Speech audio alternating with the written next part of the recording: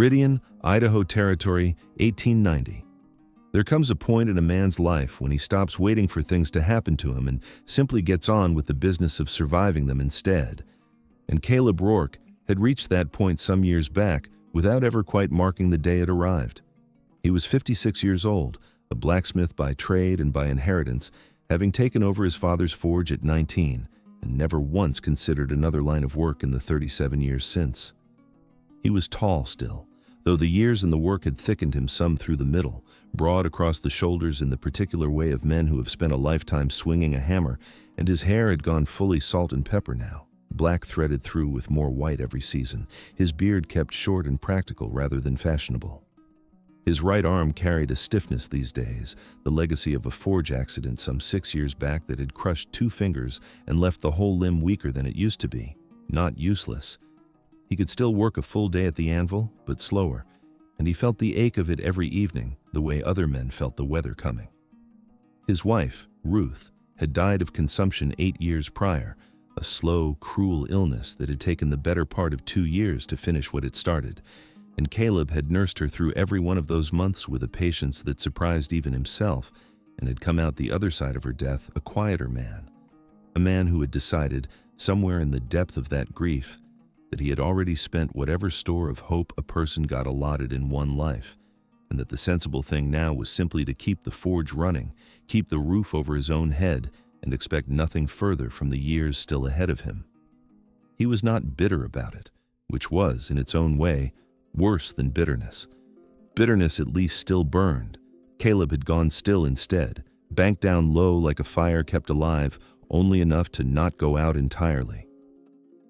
Meridian sat in a wide valley between 2 mountain ranges, a farming and mining town of modest size with a main street of packed dirt, a mercantile, a church, a small schoolhouse that had gone up only 4 years back when the town had finally grown large enough to justify one, and Caleb's forge at the northern end of the street where the ring of his hammer against iron had become, over 3 decades, as much a part of the town's daily rhythm as the church bell or the noon train whistle. He was well liked in a distant sort of way, respected for his work and his steadiness, invited to suppers he mostly declined, and generally left to the particular solitude he had built for himself, a solitude the whole town had long since stopped trying to talk him out of. Iris Delaney was 24 years old and had arrived in Meridian at the start of that autumn term, hired fresh out of a teacher's college in Boise to take over the schoolhouse from an aging predecessor who had finally retired after 2 decades at the post. She had light red hair that she wore in a simple braid down her back, the coppery color of it bright even under the gray autumn sky, and she favored a light blue dress with a practical wool shawl against the mountain chill. She was strikingly pretty in a way the whole town noticed within her first week, though she carried it with an unbothered directness that made clear she had not come to Meridian to be admired, she had come to teach, and she set about that task with an energy and a stubborn thoroughness that quickly won over even the most skeptical of the mining families who had wondered whether a woman so young could hold a schoolroom of 30 children steady. Her father, a Methodist minister back in Boise, who had raised her largely alone after her mother's early death, used to tell her that the surest sign of a life well lived was a person still curious at the end of it, still asking questions, still building things. And Iris had carried that instruction west with her, determined to build something of her own in a town that did not yet know her, one lesson and one small kindness at a time.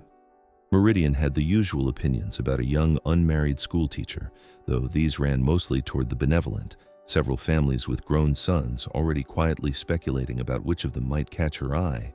Speculation Iris deflected with a friendly firmness that discouraged nobody from continuing to try. Mrs. Louisa Grantham, who ran the boarding house where Iris took her room, had already declared her the finest teacher Meridian had seen in a decade, and old Mr. Pemberton at the mercantile had taken to setting aside the best chalk and paper for her without being asked, a small courtesy he extended to no one else. It was a cold, bright morning in late October when Iris discovered, climbing the narrow back stairs of the schoolhouse to check on a section of roof that had been leaking steadily into the coat closet for 2 weeks, that the problem was worse than she had feared, a whole section of shingle gone soft and rotted through, and that fixing it herself or asking one of her older students' fathers to fix it during working hours was not going to happen fast enough to save the schoolhouse's small store of books and slates from further ruin with the next rain already threatening. She had heard from Mrs. Grantham that the blacksmith kept the tallest, sturdiest ladder in town, built himself years back for repairing his own forge roof. And so she walked the length of Main Street that afternoon, chalk dust still on her hands, and found Caleb Rourke exactly where the whole town generally found him, bent over his anvil, with sparks flying orange against the gray afternoon. "Mr. Rourke," she said, raising her voice slightly over the ring of the hammer, "I am told you have the tallest ladder in Meridian, and I am in rather urgent need of borrowing it." He set down the hammer and looked at her, this young woman with chalk on her fingers and coppery hair escaping her braid, standing in his forge doorway with the particular directness of someone who had walked in already expecting a yes. "What do you need a ladder that tall for?" he asked, more curious than resistant. "The schoolhouse roof is rotted clean through above the coat closet," she said, "and it is due to rain again by Thursday, and I would rather not lose what books we have to a leak I could have caught sooner if I had noticed it in September." Caleb considered her a long moment and found himself, somewhat to his own surprise, already reaching for his coat. "I will bring the ladder myself," he said, "and a hammer. No sense lending you a ladder if the roof needs proper mending, not patching." "I did not ask you to fix it," she said, though there was no real objection in it, more simple observation. "No," he said, "you asked to borrow a ladder. I am offering the roof besides. You're welcome to decline the second part if the first suits you better." She studied him a moment, this broad, quiet man with gray in his beard and an offer that came without any performance behind it at all, and decided quickly that she would be a fool to decline good help freely given. "Then I accept both," she said, "and thank you." That afternoon, Caleb Rourke climbed his own ladder up onto the schoolhouse roof in the cold October wind and spent 3 hours replacing rotted shingles, while Iris kept the schoolroom below running as though nothing at all unusual was happening above the children's heads, though she found herself glancing up at the ceiling rather more than the lesson strictly required. When he finally climbed down, dusk coming on fast in his bad arm, aching sharp from the unaccustomed overhead work, she had a cup of coffee waiting for him, black and strong, and thanked him plainly, and he told her equally plainly that it had been no trouble, and both of them, walking away from that exchange, thought considerably more about it than either let show. That might have been the whole of it, a roof mended and a debt of gratitude discharged, except that the following week, Caleb found himself walking past the schoolhouse at an hour that had no particular reason to take him anywhere near it, and noticed through the window that the stovepipe was drawing poorly, smoke curling back into the room instead of up the chimney. And rather than mention it, he simply returned that evening after the children had gone home and cleared the pipe himself, leaving no note, expecting no thanks, gone again before Iris had even locked up for the night. She found the cleared pipe the next morning, the schoolroom warmer than it had been in a week, and understood immediately whose hands had done it, because Meridian was small enough that a person came to recognize a particular kind of quiet competence by its signature alone. "You did not have to do that," she told him, the next time their paths crossed on Main Street. "I know," he said. "Seemed a foolish thing to let 30 children sit cold when I had an hour free and knew the fix." "I know," he said again, when a similar exchange happened 2 weeks later over a schoolroom window that had been sticking, and the phrase, small and unremarkable as it was, began to take on a shape between them that neither one had quite named yet, a shorthand for the particular kind of care that asked nothing in return and required no acknowledgement beyond its own quiet repetition. Caleb kept an old gray-muzzled mule named Barnaby at the forge, more pet than working animal these days, too stiff in the joints for regular hauling, but too stubborn to be put out to pasture entirely. And Barnaby took an immediate and vocal liking to Iris the first afternoon she walked past the forge with a bundle of chalk slates, braying at her until she stopped to scratch behind his ears, a small daily ritual that became, over the following weeks, as reliable a part of her walk home as the schoolhouse bell itself. Caleb noticed more than once that Barnaby seemed to have settled some question in his own mule's mind well before either of the two humans standing nearby had settled it in theirs, and found himself half amused and half unsettled by the animal's evident certainty. It was in November, with the first hard frost settling over Meridian, that Iris mentioned in passing to Mrs. Grantham, not intending it to travel any further, that the schoolroom's single stove struggled to heat the whole room evenly, leaving the children nearest the windows shivering through their lessons. Caleb heard of it 2 days later, second-hand, the way most things reached him, and without saying a word to Iris about it, spent a full Sunday building a second small stove from scrap iron at his own forge, hauling it to the schoolhouse before dawn Monday and installing it himself before the first children arrived, so that Iris walked into a warmer schoolroom with no explanation offered, and none, by that point, particularly needed. The town noticed, as towns do, well before either Caleb or Iris fully admitted to themselves what there was to notice. Mrs. Grantham remarked to her boarders that the blacksmith had been by the schoolhouse 3 times in as many weeks, a man who had not so much as attended a town social in 5 years, and old Pemberton observed that Caleb's account at the mercantile had picked up an odd new pattern of purchases, extra nails, a length of good rope, small hardware that made no particular sense for forge work alone, unless one considered that a schoolhouse in need of steady small repairs might have use for exactly such things. Caleb told himself he was only being neighborly, the kind of plain civic duty any capable man owed a young teacher new to town and unfamiliar with the particular demands of an aging building.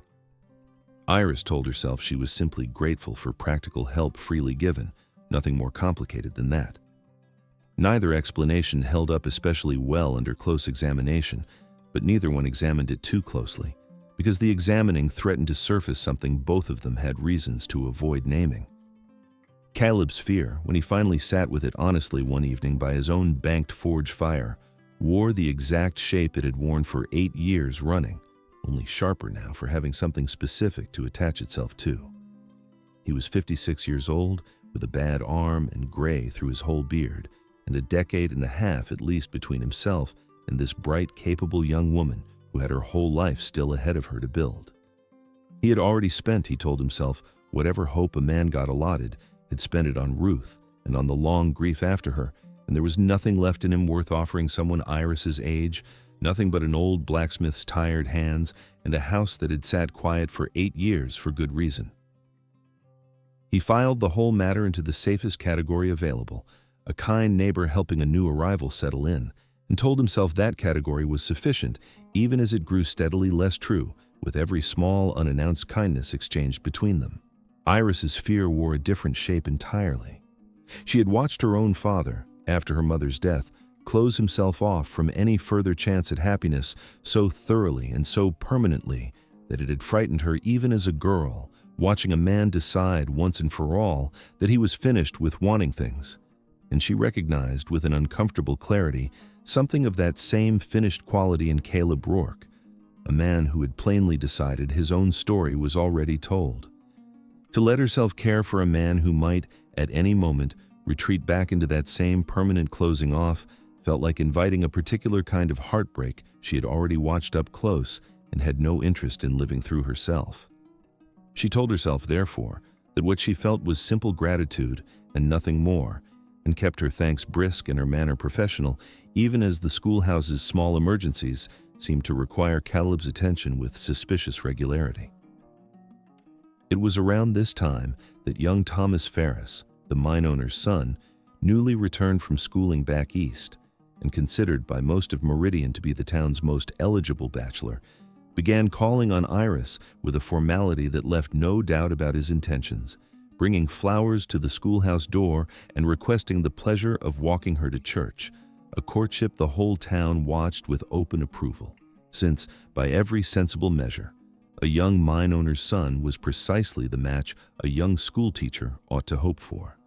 His father had already mentioned at the mercantile counter within earshot of half the town that a wedding announcement might not be far off, a comment that traveled the length of Meridian within the day, as such comments always did.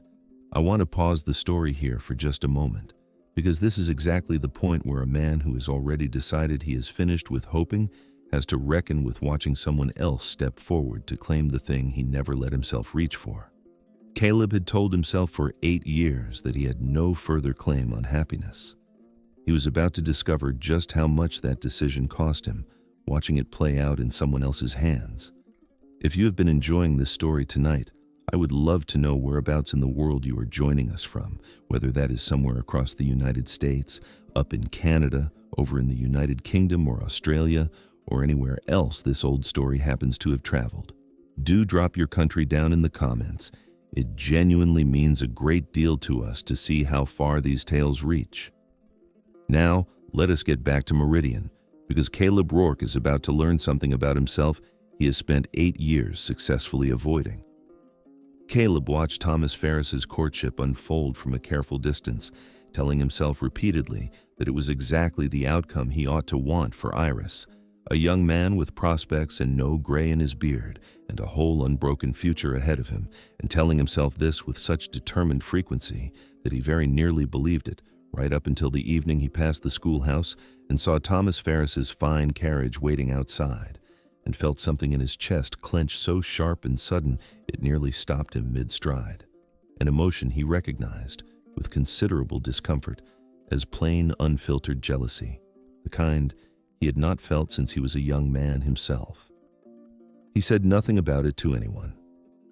But that night, alone at his forge with the fire long since banked down cold, he sat a long while turning over the plain, uncomfortable truth that he had spent 8 years believing himself finished with wanting things specifically, because wanting things had once cost him so much to lose, and that the finishing had not actually protected him from anything at all. It had only guaranteed he would spend whatever years remained to him wanting nothing, while other men, younger and less careful, simply walked up and took what he had never let himself reach for.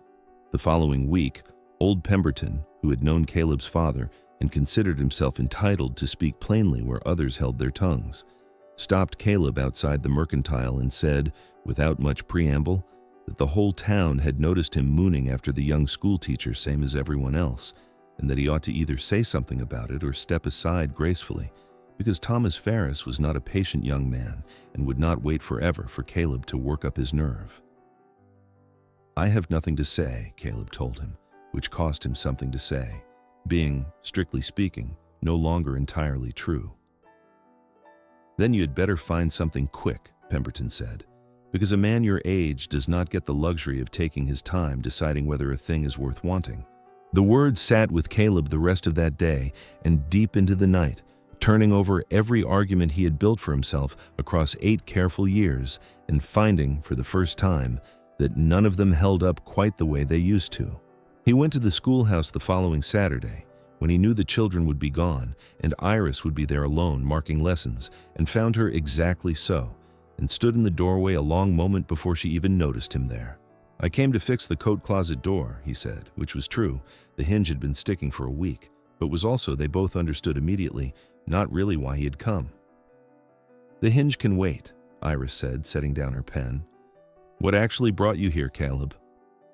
He came fully into the room then and stood before her desk and said the thing he'd been circling for 2 months. "I've spent 8 years telling myself I was finished wanting anything," he said. "Ruth's dying took something out of me I did not think I would get back, and I decided, somewhere in the middle of that grief, that the sensible thing was to expect nothing further and be done with it. And then you asked to borrow a ladder, and I have not had a single sensible thought since." Iris sat very still, her pen forgotten on the desk before her. "I've been telling myself something similar," she admitted quietly. "That caring for a man who has already decided he is finished with hoping is a particular kind of heartbreak I watched my own father live inside for years, and that I had no business inviting it into my own life on purpose. Then, we have both been building the same kind of wall," he said, for different reasons, "and both of us have been standing behind it watching Thomas Ferris's carriage roll up your street." "Is that what this is?" she said, the smallest true smile finding her mouth despite herself. Jealousy from a man who claims to be finished wanting things. "I'm 56 years old," Caleb said. "I have a bad arm and gray in my beard, and I buried a wife 8 years back that I loved every day of our marriage. Thomas Ferris can offer you decades I cannot promise. I know all of that plainly, and I'm asking anyway, because Pemberton was right about one thing. A A man my age does not get the luxury of taking his time." The room held very still after that, nothing but the settling of the stove and, somewhere outside, the distant ring of another blacksmith's hammer from clear across town. And Iris looked at him a long moment before she spoke. "I did not come to Meridian looking for a young man with prospects," she said. "I came looking to build something of my own, one lesson and one small kindness at a time. And somewhere in the last 2 months, without either of us quite noticing when, you became part of what I was building. I do not want decades guaranteed. I want the years that are actually offered, honestly, by someone who means them." "Is that a yes?" he asked, needing the plain word. "It is a yes," she said, "if you are asking what I believe you are asking. I'm asking if an old blacksmith with one good arm and a house that has sat quiet too long might convince you to fill it up again," he said. "Then yes," she said, and Caleb Rourke, 56 years old and certain that very morning that he had already spent his whole allotment of hoping, crossed the small distance to her desk and kissed her, careful and certain both at once, while the schoolhouse stove ticked on quietly beside them as if it, too, approved. Word moved through Meridian with its usual speed. Mrs. Grantham declared she had suspected it since the coat closet incident. Thomas Ferris, to his credit, took the news with more grace than the town expected, admitting to his own father that he had sensed these past weeks that Iris's attention had settled somewhere else entirely, and old Pemberton claimed, loudly and often, full credit for the whole outcome, a claim nobody troubled to dispute since it happened to contain a fair amount of truth. They married that December, in a small ceremony at the church with most of Meridian in attendance despite the cold, because a town that had watched a courtship unfold in ladder loans and cleared stovepipes was not about to miss its conclusion. Iris wore light blue, having decided months earlier that a woman ought to be married in whatever color actually suited her rather than whatever convention demanded, and she looked, standing at the front of that small church with her coppery hair bright against the December light through the windows, exactly as striking as Caleb had quietly believed her since that first cold October afternoon. His hands, steady enough at the anvil for 37 years, trembled slightly saying his vows, a fact Iris would tease him about for years to come, and when it came his turn to speak beyond the standard words, he told her plainly that he had spent 8 years believing his own story was already finished, and that she had proven, with nothing more than a borrowed ladder and a stubborn refusal to let a schoolhouse leak, that a man could be entirely wrong about his own ending. Old Barnaby, the mule, was led up to the churchyard fence for the occasion at Iris's specific insistence, and stood there braying his own contribution to the ceremony at what several witnesses agreed was precisely the wrong moment, though nobody minded much. Their first year together settled into a rhythm that surprised them both, Iris's schoolroom thriving under her steady care, enrollment growing as families from farther out in the valley heard of her reputation, Caleb's forge work finding new energy now that the house was not so quiet, evenings filled with ordinary conversation neither one had realized they had been missing. He built her a proper set of bookshelves that winter for the growing collection of teaching materials she kept bringing home, sized exactly to fit what she already owned, because he had noticed, without her mentioning it, precisely what she needed. The account books at the forge, once a haphazard set of scrawled figures Caleb kept mostly by memory, grew tidy under Iris's practical hand, and old Pemberton took to remarking that the blacksmith's bookkeeping had improved more in 1 year of marriage than in 37 years of bachelorhood, a comparison Caleb did not trouble to dispute. It was not without its harder moments. That spring, Caleb's bad arm flared up worse than usual after a heavy week at the forge, bad enough he could not properly lift for several days, forced to watch from a stool while a hired apprentice managed the simpler work, a small humiliation he bore without complaint, but which Iris noticed plainly on his face regardless.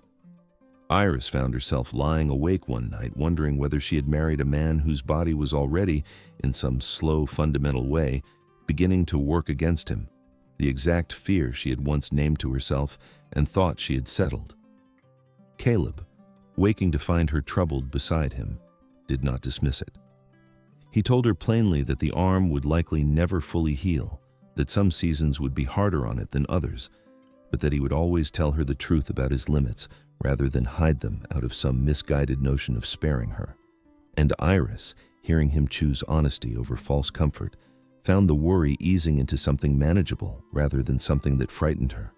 By summer, Caleb had trained the apprentice up thoroughly enough to handle the heaviest forge work outright, a small practical adjustment that cost his pride less than he had feared it might. 3 years passed, and on a bright October morning, almost exactly to the day since Iris had first walked into his forge, asking after a ladder, Caleb stood atop that same tall ladder once more, this time patching a small leak in their own roof, while Iris stood below in the yard with their daughter, Ruth Ann, coppery-haired like her mother, balanced on her hip, the little girl reaching up toward her father with delighted, fearless hands. "That roof is holding up better than the schoolhouse one did," Iris called up to him. "It ought to," he called back down. "I had rather more motivation fixing my own."